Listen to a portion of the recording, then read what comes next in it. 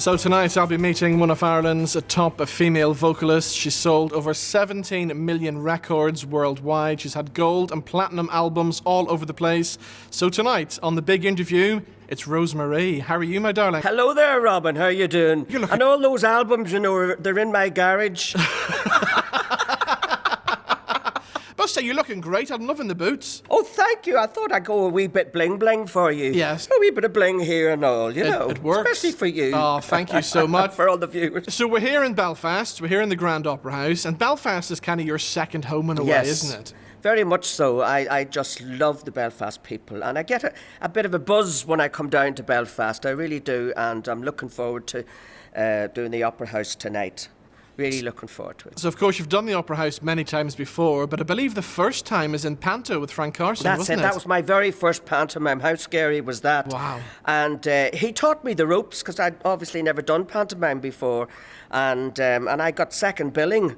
I mean, I thought to myself, is there nobody else around could do second billing in case I'm not that good at it? But he was very good at rehearsals. He taught me the ropes, you know, and he was great fun to work with, and we socialised quite a lot and had a lot of laughs. Yes, and of course he helped you with your first record, didn't he? Yes, he financed my first record, and a song called When I Leave the World Behind, and I sang it on the Chaz and Dave show, and I got my first record deal. Excellent. Okay, Yeah.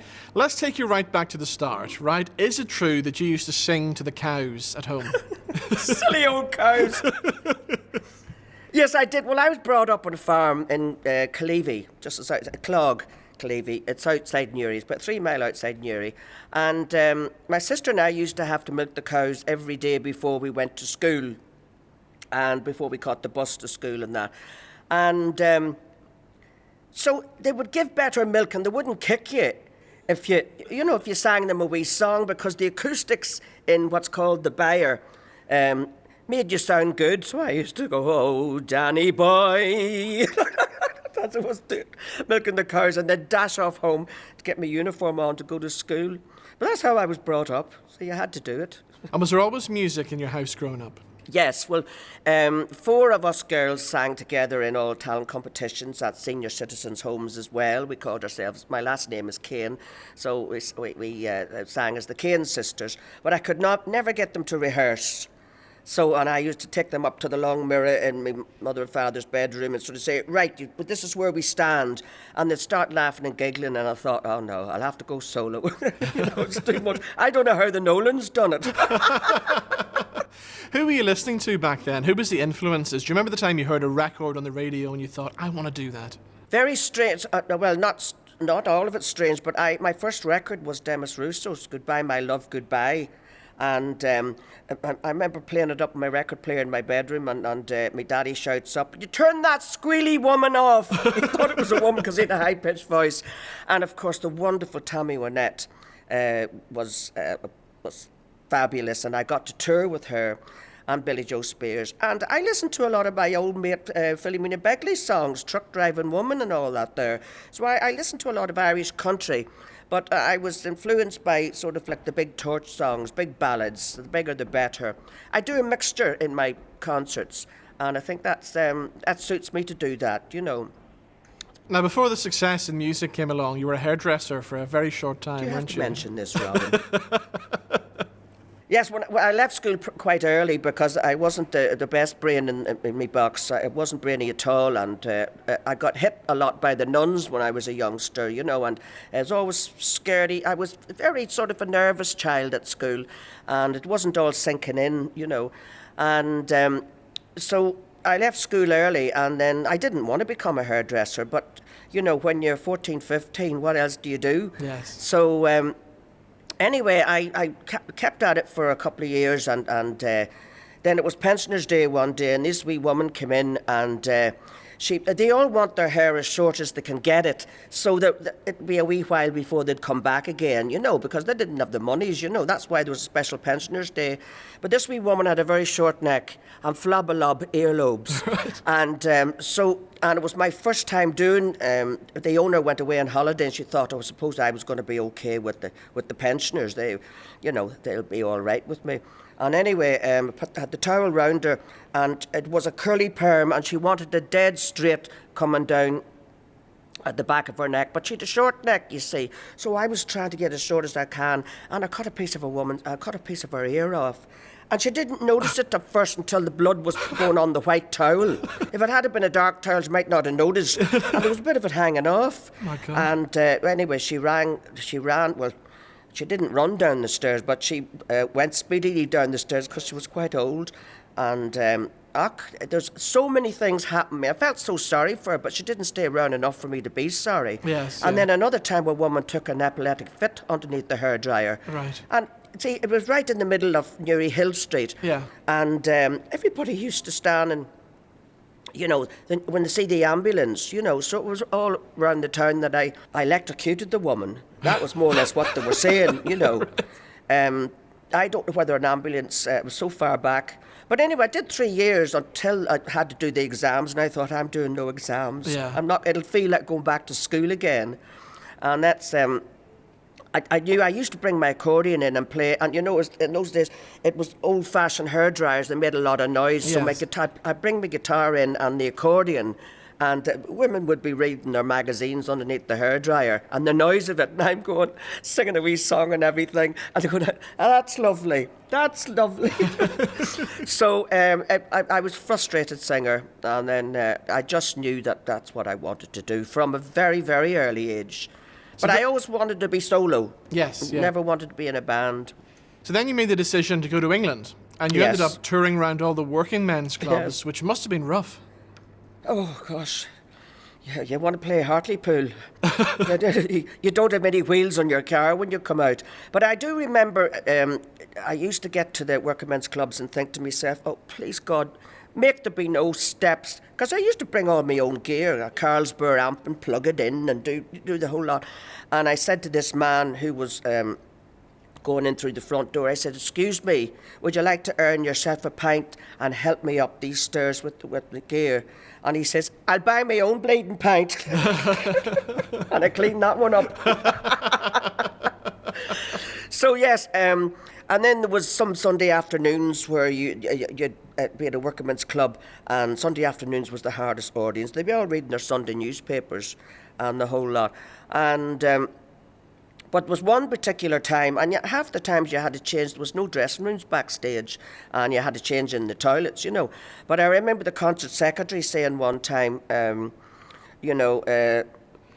before we get turn, come on. That's very good. That's very good. Before turn comes on, he says, you all know Mr. O'Morgan, or whatever his name was, Mr. Morgan, who died last night. Can we give a minute's silence? So everybody's going like that there.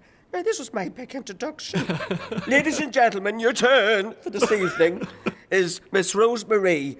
And I used to sing Top of the World, the Carpenter song. Yes. I used to open up with I'm on the top of the world looking down on creation.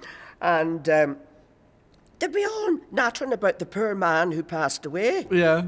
So they missed a couple of, about 2 or 3 of my songs, and I was getting no applause. But that's what brought the patter into my act. Yeah. Because I thought if you have a bit of personality and you can put that across on stage rather than sing one song after the other, yeah. and make them feel comfortable and have a laugh and a joke and a sing-song.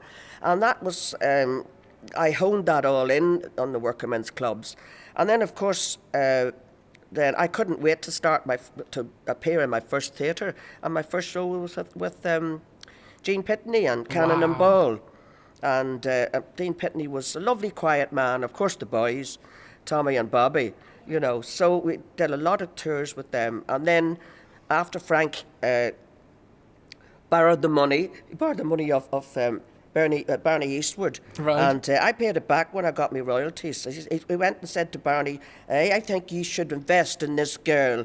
And he didn't stop till he got the money, and I did that album, but I did that single, but it led to an album. Yes, yeah. And the album was the single was a great success, and so was the album. Yes, yeah. And then, of course, that led to me doing my own concerts. Now, that was scary. Of course, yeah. And then, so no more working men's clubs.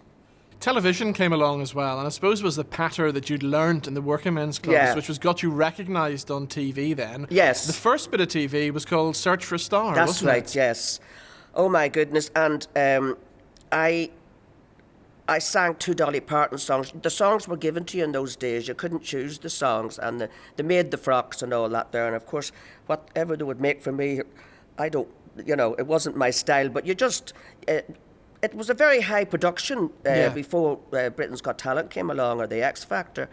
And Steve Jones was the compere, and he says, have you enjoyed yourself? I asked him, would he ask me something a bit witty? Have you enjoyed yourself? I wanted people to think I just got off the boat. Yes. Or the plane, Yeah. And so he says, have you enjoyed yourself since you came here to London, Rosemary? And I says, yes, I've had a great time. I says, the only problem is everybody thought it was Terry Wogan in drag. And it was funny at the time then, but it wouldn't get... But it got a good laugh. And then I told the story about milking the cows and that there. They seemed to want that story. Yes, and that I was a farm girl doing all right, in London and everything, So... Very quickly after that, Punchlines came along with Lenny Bennett. Lenny Bennett, yes, indeed. And that was because I made the audience laugh on Search for a Star. I didn't get any record deals from Search for a Star. It was the game shows, and I was on it as a regular, and that was prime time on a Saturday night. Yeah. Yes. And then I remember in the 90s as well, Vic and Bob ended up putting you on Shooting Stars, Shooting and Stars. it was so much fun, wasn't it? Oh, gosh. They were, Egypts all together, and such nice guys, And but before that, I did Blankety Blank as well. So I did a few comedy stuff, But Shooting Stars was a big show to get on. Yeah. I also did another show where I had to sing Islands in the Stream sitting on a horse, but the horse never got shown because the horse, they were afraid of health and safety. Yes, and the horse got nervous with all the lights. So I was nervous myself, sitting on, I never sat on a horse in my life. Islands in the stream, that is what we are, holding on to the reins. But they got scared. So as well as the music, as well as the television, then came theatre. And you did one of the roles that for any female vocalist and actress, Mrs. Johnson in Blood Brothers, must have been a dream come true. Oh, absolutely. And my friend Lynn Paul from the New Seekers, she played it, and we've been great friends for years, and I thought to myself, God, will I ever be, because I'm a big fan of her voice anyway, but her acting was superb, and I thought, oh my God, Bill Kenwright's given me this role, and so I had to sing, dance, be funny, be sad, cry, grow old when the sun was shot and everything. I didn't mind the growing old bit. My mother saw it in the audience and she says, that's not my daughter. She says, you even had a walk of a very old lady. She's at about 90 years of age. She says, I just thought to myself, that's not my daughter, Yes, yeah. Wow. So it was great having Mummy there to see it and that there. And it was one of my best roles. Well, I did Pump Boys and Dinettes before that with Linda Nolan. And we had the tap dance on a big high counter. We played Sisters. Right. A lot of high harmonies on that. And then, of course, the Eva Cassidy. Yes, I of played course, Eva Cassidy's mummy. I had to grow old for that. I thought, are they trying to tell me something? And then I played it most recently. I played her rock star friend who's still on the go in Washington, D.C., Eva Cassidy's, and I had to sort of learn the American accent, and I sounded like W.C. Fields, and then to play the mother was German, Eva Cassidy, and so I had to learn, there's different dialects of German, I had to learn how to put a German accent, and, oh, I loves this place, ooh, I sounded like Hilda Baker. My voice was going further. I swear to God, I was going, ooh. So it's ridiculous. But yeah, I love musical theatre, and I'd like to do more of it. Yes, yeah. You ended up in LA as well for some time, didn't I did. you? Well, I wanted to, while I was waiting on my visa, and I wanted to really take up acting, and I thought if I took it up in England, learn acting, the skills of acting, and I thought, people say there's that Rosemary and she's a singer. What do we want to see her in our acting class for? Whereas nobody knew me in LA. But I met up with this Scottish girl, and she says, you just come with me and you leave it with me. And somebody forgot. What they do is they give you a script, and they give it away to you, and learn your lines and go and get the clothes. You had to do it all yourself. So somebody didn't turn up with their music machine So my friend says, Rosemarie can sing while they're doing the acting. And that's how I got in. Wow. At Vanna Chubbuck School of Acting. That's where Halle Berry got her first break. Wow. Now, while you were there as well, you did meet John Travolta, didn't you? Yes. I was introduced to him at a party. Oh, gosh, he was charming. And I was going to say to him, go on, give us a wee dance. Yes. Do you know what I mean? But I sort of was giving it all my moves on the floor at the party, you know. But no, everybody was around him. But he introduced me via somebody that was with him to go and meet several agents and that there. So that was kind of him. He knew that I was like a greenhorn in LA, you know. Brilliant. But I loved living in LA, and I had an apartment just overlooking the Hollywood sign. I thought I'd died and gone to heaven. Brilliant. I mean, you know, I should have took photographs. I have photographs somewhere of it, but nobody would believe you if you told them. You've done Vegas as well. Yes. Now, what about some of these names? You've shared a stage with people like Tony Curtis. Yes. Debbie Reynolds. Yes. Oh, legends. Yes, absolute legends.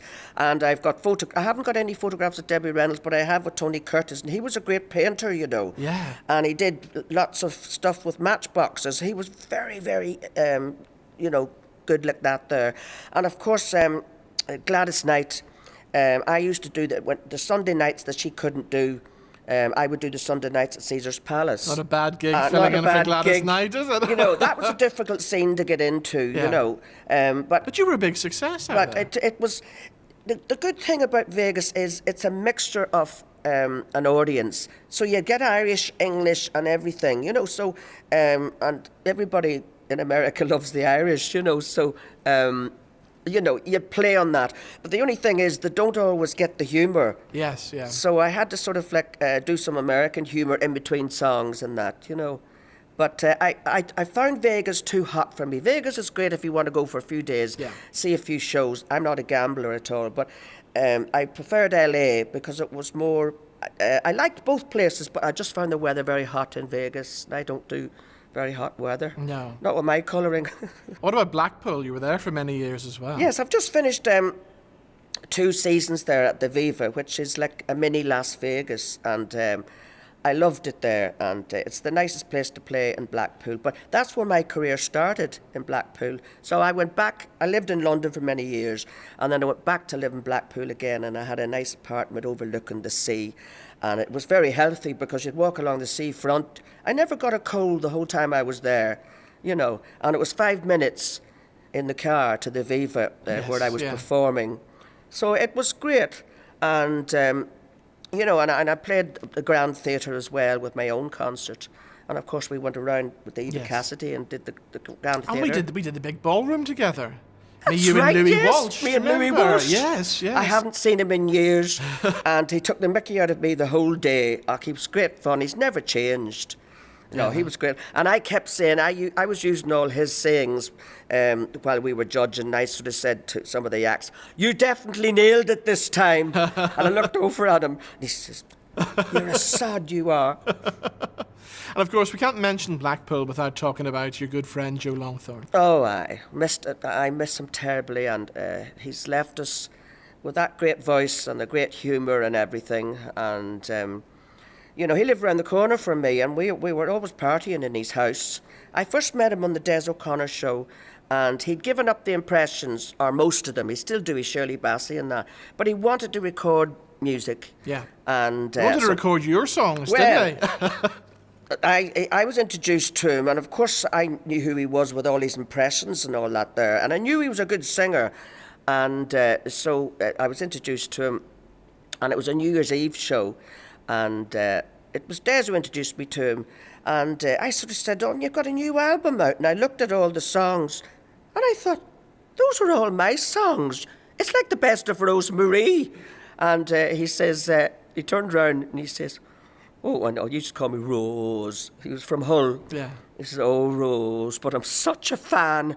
What could I say? I wouldn't have told him off. I didn't write any of the songs, but there were songs like Hurt and Wedding Ring and The Answer and stuff like that, you know. All the songs that was on my first album, he must saw, oh, God, I'll give all them a go, you know, because it was his first album. So it's a compliment, really. And on the day of the funeral, the whole of Blackpool basically came to a standstill, didn't it? Thousands upon thousands lined the streets, and that for me was, oh God, the waterworks, terrible. But because he was from Hull, he got a great send-off there too. So they went there, the family, and there was thousands on the street up there too, and why not? Yeah. But Blackpool was like his second home because he was always doing concerts in Blackpool, you know. So sadly missed by a lot of people, and the most wonderful the most wonderful male voice I've ever heard in my life. We've done a lot of name dropping already, and I'm going to drop one more because I always wanted to meet Les Dawson and never got the chance to, but you got to do panto with him, didn't you? I did.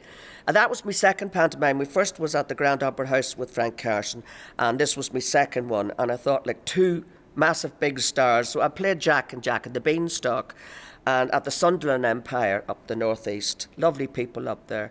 And, oh God, that was a laughing minute. And of course, there's one very crucial scene where, you know, you must never forget your props. Yeah. And, you know, I go away to sell the cow because Les, who played my mammy, didn't have any money, and he, you know, he relied on, you know, getting rid of these beans or selling the cow for beans or whatever. Anyway, I didn't have them on me, and they were in a pouch. I left them in the dressing room. Well, there was all these flights of stairs, but you see, people were queued me up to go on, so my throat mic was put on, and so I did a bit of cursing. God forgive me. And oh no, God, how could I forget that? And of course they could hear it all over the microphone. They thought there's something wrong with Rosemary, and they could hear the clip-clop of me boots going up the stairs. So anyway, I landed down all those steps anyway, and there was Les. He'd just done the scene where it's slapstick scene with the cookery scene, you know the one I'm talking about. And he had to just bend over when he finished that scene, and that was my cue to come on. Well, he was bent over for what must seem like a half an hour. And my cue was, I had to go, Mommy, I've sold Daisy the cow, here's the beans. That bleeding time, he said something like that. He came out of character, you know.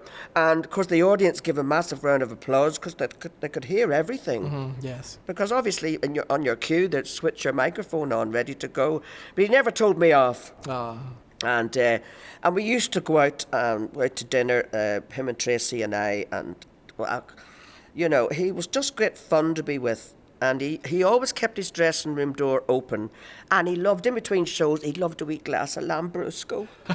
Oh dear. And he says, come on, do you want a wee glass? And it was too sweet for me. Yes, and yeah. I'm not one for having anything. I'd rather wait till after the show and have a wee drink. But anyway, he would only have the one, you know. And then we'd sit down and have the crack in his dressing room, or he'd come into mine. But he had a lot of changes to do, you see. So yeah. how we remembered all these. John Inman was the same. Brilliant. All those changes, and he was a great friend of mine too. I know it sounds like I'm mentioning, but I miss him. We used to go to premieres together, Wow. John and I. And when I had my first radio show, I practiced on John Inman. John Inman and Danny LaRue. Brilliant. Yes. You see, the bigger the star is, the nicer they are. Yeah. I've always found that. Like Yeah. Barbara Windsor was the same. I interviewed her too. And Must be she's very difficult watching with Barbara's going through it. it's just soul destroying, you know. And they're great with the public. All these names that I've mentioned, you know. Princess Diana. Yes, You met her. yes, I sang for her at the London Palladium. And I had my own shows. I'd done 3 of my own shows, one-woman shows. That's a scary thing to do. You're wondering, would they come back the second half? I'd rather have a comic come on in the first half and warm the audience up. But and then it was a big charity event, and everybody was on it. And we met her backstage. And she says, I enjoyed your singing, but she says, you made me laugh. Oh, brilliant. She was lovely, and far more beautiful in reality Yeah. than her pictures would do her justice, you know. Right, tell me this. Is it true that you once got your legs insured for £1 million? I did.